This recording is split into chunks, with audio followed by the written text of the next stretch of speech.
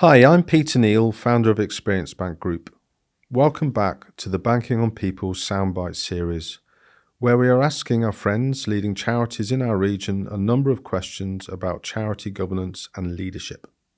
Today's question is, why is it important to regularly evaluate the performance of your board, individual board members, and the executive team, and how might you go about it in your charity? And I'm posing that question to Austin McNamara, who is a specialist in interim charity leadership. I think it's very important because no matter how good you think you are, no matter how effective you believe yourself to be or yourselves to be as a board or as a leadership team within an organization, you can always do better.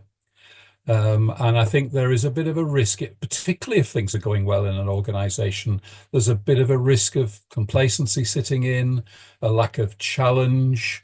And for me, the way of tackling that, and it starts from the top with the board of trustees and the chief executive, is to establish a culture of continual professional improvement. And for that to pervade the whole organization, starting with individual practitioners within the organization, developing reflective practice so that they're constantly thinking about what they've been doing, how they've been doing it, how effective it's been, whether they could have done it better.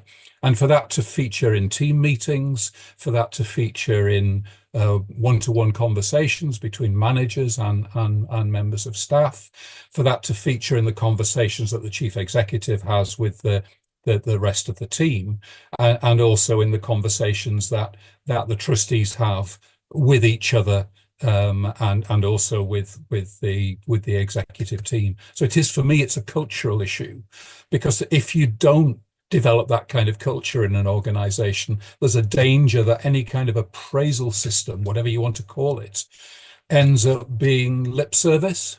It ends up being a kind of mechanistic process rather than something that's part of the way we do things in this organization.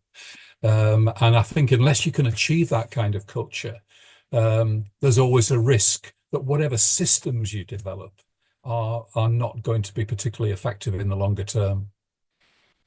As usual, thank you to all our guests for answering the questions, and thank you to everyone for listening, and I hope it's been both interesting and valuable. If you think Experience Bank Group can help you with the effectiveness of your board or recruitment to your board or chief executive, please don't hesitate to contact us.